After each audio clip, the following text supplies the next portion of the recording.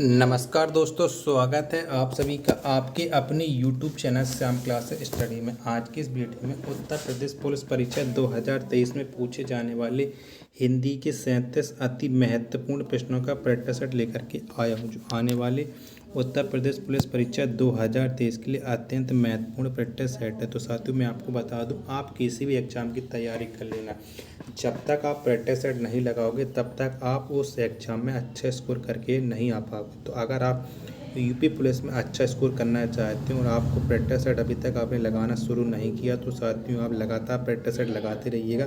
इसी से आपको पता चल पाता है कि आपकी तैयारी कैसे हुई और आप 37 में से कितने प्रश्न हैं जो सही कर पा रहे हैं। तो साथियों, आज के प्रैक्टिस सेट में आपको 37 में से कम 30 प्रश्न तो आपको हर हाल में सही करने। इससे पहले मैं टारगेट देता था 25 प्रश्नों का, लेकिन आपसे टारगेट रखा है 30 प्रश्नों का। अगर आप 30 प्रश्नों का टारगेट बना के चलोगे तभी आप 25 प्लस स्कोर हर हाल में कर पाते हैं। तो साथियों, प्रैक्टिस सेट पसंद आए तो वीडियो को आप लाइक कर देना। चैनल को आपने अभी तक सब्सक्राइब नहीं किया है तो चैनल को आप ज़रूर सब्सक्राइब कर लीजिएगा और इस प्रैक्टिस सेट को आप अपने वो सभी छोटे भाई बहन तक पहुंचा देना जो उत्तर प्रदेश पुलिस परीक्षा 2023 की तैयारी कर रहा और उसमें सेलेक्ट होने का सपना देख रहा है। तो इससे पहले मैं हिंदी के 275 प्रैक्टिस सेट अपलोड कर चुका हूँ। अभी तक आपने वो नहीं देखे तो सारे प्रैक्टिस सेट आपको प्ले लिस्ट मिल जाएंगे, वहाँ से जा कर के आप एक एक करके सभी प्रैक्टिस सेट लगा सकते हैं और अपनी तैयारी को धार दे सकते हैं। तो इन्हीं सब बातों को ध्यान में रखते हुए शुरू करते हैं आज का अपना हिंदी के 37 अति महत्वपूर्ण प्रश्नों का प्रैक्टिस सेट नंबर 276। तो पहला प्रश्न है आपकी स्क्रीन पर कि डॉक्टर रूपचंद पारेख के अनुसार हिंदी साहित्य के इतिहास के सर्वप्रथम लेखक का नाम है तो कौन सा है? हिंदी साहित्य के इतिहास के सर्वप्रथम लेखक ये आपको बताना है। तो ये हैं गारसा दत्तासी। कौन? गारसा दत्तासी हैं डॉक्टर रूपचंद पारेख के अनुसार हिंदी साहित्य के इतिहास के सर्वप्रथम लेखक। ऑप्शन नंबर डी इसका राइट आंसर हो जाएगा। अगला प्रश्न है आपके सामने कि निम्न में से क्रिया विशेषण है तो इनमें से कौन सा है क्रिया विशेषण, ये आपको बताना है। तो इनमें से वह धीरे से बोलता है, क्या वह धीरे से बोलता है, ये एक क्रिया विशेषण है। ऑप्शन नंबर ए इसका राइट आंसर हो जाएगा। अगला प्रश्न है आपके सामने कि विशेषण से भाववाचक बनाने वाला शब्द है तो इनमें से कौन सा है विशेषण से भाववाचक बनने वाला शब्द? तो ये शिष्टता। कौन? शिष्टता है। ऑप्शन नंबर बी इसका राइट आंसर हो जाएगा। अगला प्रश्न है आपके सामने कि सकर्मक क्रिया वाला वाक्य है तो इनमें से कौन सा सकर्मक क्रिया वाला वाक्य है वो आपको बताना है। तो इसमें सतीश ने केले लिखा रही थी, क्या सतीश ने केले लिखा है, ये सकर्मक क्रिया वाला वाक्य है। बाकी की ये तीनों हैं ये अकर्मक क्रिया वाले वाक्य हैं। ऑप्शन नंबर डी इसका राइट आंसर हो जाएगा। अगला प्रश्न है आपके सामने तत्सम शब्द का चयन करें तो इनमें से कौन सा हो जाएगा तत्सम शब्द, ये आपको बताना है। तो इनमें से तत्सम शब्द हो जाएगा कुपात्र। कौन सा? कुपात्र है, ये एक तत्सम शब्द है। ऑप्शन नंबर बी इसका राइट आंसर हो जाएगा। अगला प्रश्न है आपके सामने अत्यावश्यक शब्द का सही संधि विच्छेद है तो इनमें से कौन सा हो जाएगा अत्यावश्यक शब्द का सही संधि विच्छेद? तो ये हो जाएगा अति प्लस आवश्यक। कौन सा? अति प्लस आवश्यक। ऑप्शन नंबर ए इसका राइट आंसर हो जाएगा। नेक्स्ट प्रश्न है आपके सामने कि नायक में संधि है तो इनमें से कौन सी संधि है नायक में, ये आपको बताना है। तो जो नायक है इसमें संधि है अयादी संधि। कौन सी है? अयादी संधि है। ऑप्शन नंबर ए इसका राइट आंसर हो जाएगा। अगला प्रश्न है आपके सामने कि अशुद्ध वर्तनी को चिन्हित कीजिए तो इनमें से बताना है कि कौन सी वर्तनी है जो अशुद्ध लिखी गई है। तो 10 का राइट आंसर क्या हो जाएगा? तो इनमें से जो सोडा, कौन? सोडा ही एक अशुद्ध वर्तनी है। ऑप्शन नंबर डी इसका राइट आंसर हो जाएगा। अगला प्रश्न है आपके सामने कि हाथी शब्द का बहुवचन रूप है तो इनमें से कौन सा हो जाएगा हाथी का बहुवचन, वो आपको बताना है। तो हाथी का बहुवचन हाथी ही होगा, क्या हाथी ही होगा। ऑप्शन नंबर बी इसका राइट आंसर हो जाएगा। अगला प्रश्न है आपके सामने कि मेरी बहन स्कूल से आई है, इस वाक्य में बहन का पद परिचय दीजिए। तो इनमें से बहन कौन सा पद पर्चा है इस वाक्य में, वो आपको बताना है। तो ये हो जाएगा आपका जातिवाचक संज्ञा, कर्ता कारक, स्त्रीलिंग, एक वचन। ऑप्शन नंबर सी इसका राइट आंसर हो जाएगा। ये बहन है, ठीक है, बहन के अर्थ हैं। तिरस्कार सूचक अव्यय है, तो इनमें से कौन सा है तिरस्कार सूचक अव्यय, ये आपको बताना है। तो ये छी, कौन छी, ये तिरस्कार सूचक अव्यय है। ऑप्शन नंबर सी इसका राइट आंसर हो जाएगा। अगला प्रश्न है आपके सामने कि पारितोषिक का समानार्थक शब्द का चयन कीजिए। तो इनमें से कौन सा हो जाएगा पारितोषिक का समानार्थक शब्द, तो ये हो जाएगा पुरस्कार। ऑप्शन नंबर ए इसका राइट आंसर हो जाएगा। अगला प्रश्न है आपके सामने कि अमीय का समानार्थक शब्द का चयन करें। तो इनमें से कौन सा हो जाएगा अमीय का समानार्थक शब्द, तो ये हो जाएगा अमृत। कौन सा अमृत हो जाएगा। ऑप्शन नंबर डी इसका राइट आंसर हो जाएगा। अगला प्रश्न है आपके सामने कि अंबर का समानार्थक शब्द का चयन करें। तो आपको बताना है इनमें से कौन सा है जो अंबर का समानार्थक शब्द है, तो ये आकाश। कौन सा आकाश है अंबर का समानार्थक शब्द। ऑप्शन नंबर डी इसका राइट आंसर हो जाएगा।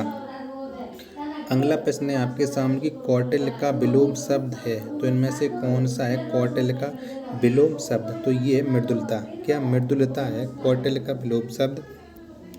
ऑप्शन नंबर ए इसका राइट आंसर हो जाएगा।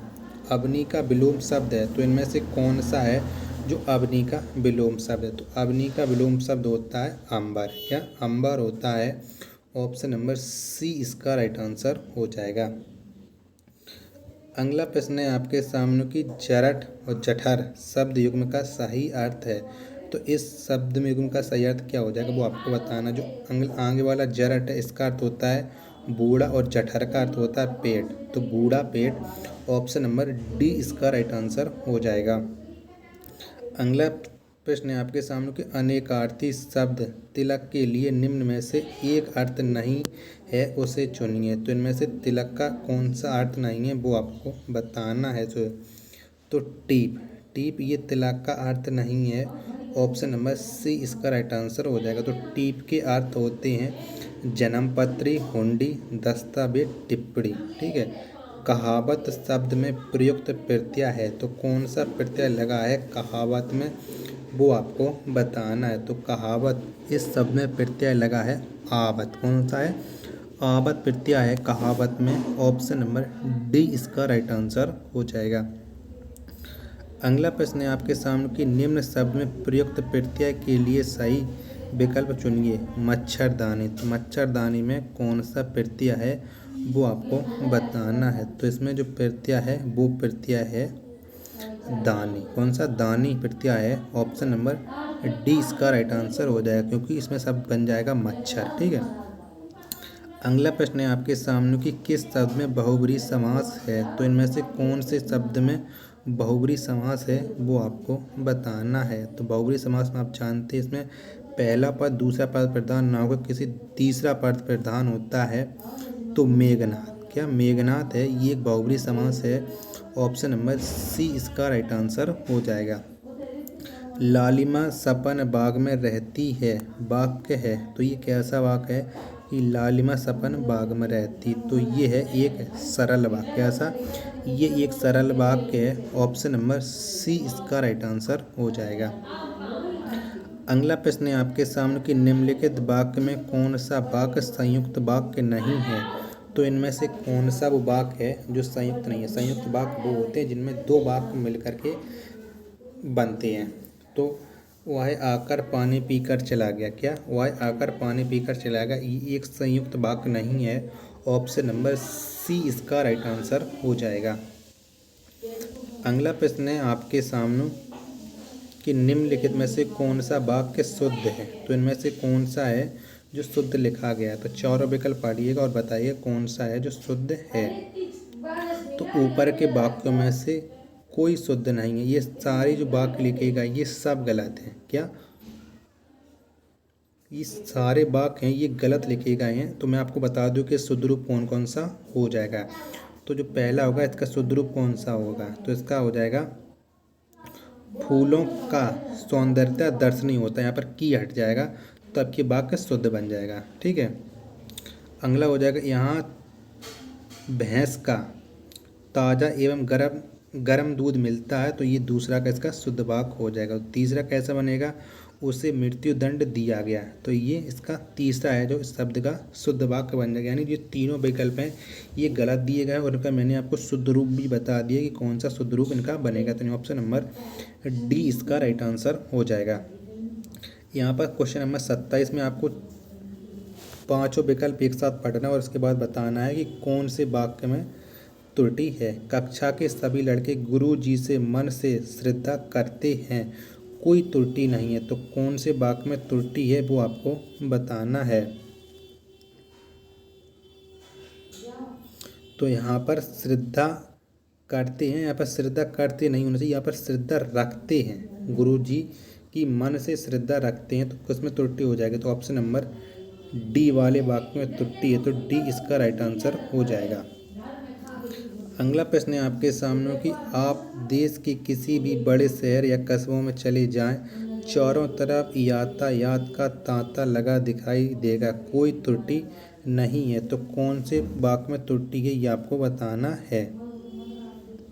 कौन से में, तो इसमें है जो ऑप्शन नंबर ए वाले में त्रुटि है। कौन से, ऑप्शन नंबर ए में।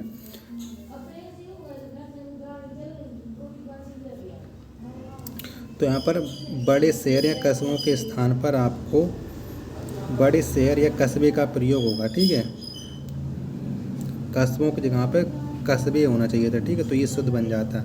तो किस वाक्य में त्रुटि है, तो ऑप्शन नंबर ए वाले में त्रुटि है। अनिर्वाचनीय शब्द के लिए वाक्यांश का चयन कीजिए, तो इसके लिए कौन सा एक शब्द हो जाएगा, अनिर्वाचनीय। तो इसके लिए हो जाएगा एक शब्द जो वचन या वाणी द्वारा कहा ना जा सकता, उसे अनिर्वाचनीय कहते हैं। ऑप्शन नंबर सी इसका राइट आंसर हो जाएगा। अगला आपके सामने कि अनुगामी शब्द का सही अर्थ क्या है, तो क्या है अनुगामी शब्द का सही अर्थ, तो इसका सही अर्थ है किसी के पीछे पीछे चलना, ये अनुगामी शब्द का सही अर्थ है। ऑप्शन नंबर डी इसका राइट आंसर हो जाएगा। अगला प्रश्न है आपके सामने कि चलते रहने से अच्छा है कि आप विश्राम किया जाए में वाच्य है, तो इसमें कौन सा वाच्य है वो आपको बताना है। तो चलते रहने से अच्छा है कि आप विश्राम किया जाए, ये एक भाववाच्य है। ऑप्शन नंबर ए इसका राइट आंसर हो जाएगा। अगला प्रश्न है आपके सामने कि भारत के सांस्कृतिक उत्कर्ष का डॉट डॉट आज भी दक्षिण भारत के मंदिरों में किया जा सकता है, तो कौन सा रिक्त स्थान ये सही करेगा पूरे वाक्य का अर्थ। तो यहाँ पर आना चाहिए भारत की संस्कृति का उत्कर्ष का अवलोकन आज भी दक्षिण भारत के मंदिरों में किया जा सकता है, तो ऑप्शन नंबर ए इसका राइट आंसर हो जाएगा। छक्का पंजा करना मुहावरे का सही अर्थ है, तो इस मुहावरे का सही अर्थ क्या हो जाएगा, तो छक्का पंजा करना मुहावरे का सही अर्थ है ऊंची हरकत से कार्य सिद्ध करना। ऑप्शन नंबर बी इसका राइट आंसर हो जाएगा। अगला प्रश्न है आपके सामने कि चौकड़ी भूल जाना मुहावरे का अर्थ है, तो इस मुहावरे का क्या अर्थ है, चौकड़ी भूल जाना, तो ये है राह ना सूझना, चौकड़ी भूल जाना मुहावरे का अर्थ है। ऑप्शन नंबर ए इसका राइट आंसर हो जाएगा। अगला प्रश्न है आपके सामने कि निम्नलिखित में से कौन सा रस विभत्स का विरोधी है, तो इनमें से कौन सा है जो विभत्स रस का विरोधी है, तो 35 का राइट आंसर क्या हो जाएगा, तो श्रृंगार रस। कौन सा, श्रृंगार रस ये विभत्स रस का विरोधी है। ऑप्शन नंबर सी इसका राइट आंसर हो जाएगा। अगला प्रश्न है आपके सामने कि दिना दस जीवन जीवन री मरिवे पची होई चूपे मरिवे ना, तो ये कौन सा छंद है, क्वेश्चन नंबर 36 में ये आपको बताना है। तो इसमें है सवैया छंद। कौन सा, ये एक सवैया छंद का उदाहरण है। ऑप्शन नंबर सी इसका राइट आंसर हो जाएगा। तो सवैया के बारे में मैं बता देता हूँ कि सवैया एक वर्णिक समृद्ध छंद है। एक चरण में 22 से लेकर 26 तक वर्ण होते हैं। ठीक है, अगला प्रश्न है आपके सामने कि रहमन पानी राखिए बिन पानी सब सून पानी गए न उबरे मोती मानुष, चून। तो इसमें कौन सा छंद है ये आपको बताना ही है। तो ये एक फेमस उदाहरण है इसका, तो आपको हर हाल में आंसर पता ही होना चाहिए। तो इसका अर्थ सभी को पता होता है जो भी किसी भी एग्जाम की तैयारी कर रहे हो जिसमें हिंदी पूछी जाती है। तो ये है एक दोहा छंद। कैसा? ये एक दोहा छंद है। ऑप्शन नंबर ए इसका राइट आंसर हो जाएगा। अगला प्रश्न है आपके सामने की संतो भाई आई ज्ञान की आंधी रे पंक्ति में कौन सा अलंकार है। तो इसमें कौन सा अलंकार है वो आपको बताना है। तो संतो भाई आई ज्ञान की आंधी रे इस पंक्ति में है रूपक अलंकार। कैसा है? रूपक अलंकार है। ऑप्शन नंबर सी इसका राइट आंसर हो जाएगा। सखिन सैत हर्षि अति रानी सूखन धानु पर जानू पानी इस पंक्ति में अलंकार है। तो इस पंक्ति में कौन सा अलंकार है वो आपको बताना है। तो कौन सा है? तो इसमें अलंकार है उत्प्रेक्षा अलंकार। कौन सा है? उत्प्रेक्षा अलंकार है। ऑप्शन नंबर सी इसका राइट आंसर हो जाएगा। तो लास्ट प्रश्न है आज के इस टेस्ट सेट का कि 100 शिव धनु मसनाल की नाई तोरऊं राम गणेश गोसाई इस पंक्ति में कौन सा अलंकार का प्रयोग है। तो इसमें कौन सा अलंकार है वो आपको बताना है। तो इसमें है उपमा अलंकार। कौन सा है? उपमा अलंकार है। ऑप्शन नंबर डी इसका राइट आंसर हो जाएगा। तो साथियों आज के प्रैक्टिस सेट को आप बताइए कि इस प्रैक्टिस सेट में आपने कितने प्रश्न सही किए और ये प्रैक्टिस सेट आपको कैसा लगा। प्रैक्टिस सेट पसंद आया हो तो वीडियो को आप लाइक कर देना। चैनल को आपने अभी तक सब्सक्राइब नहीं किया हो तो चैनल को आप जरूर सब्सक्राइब कर लीजिएगा। मिलता है नेक्स्ट वीडियो का नेक्स्ट प्रैक्टिस सेट में। तब तक के लिए धन्यवाद। जय हिंद मेरे प्यारे साथियों।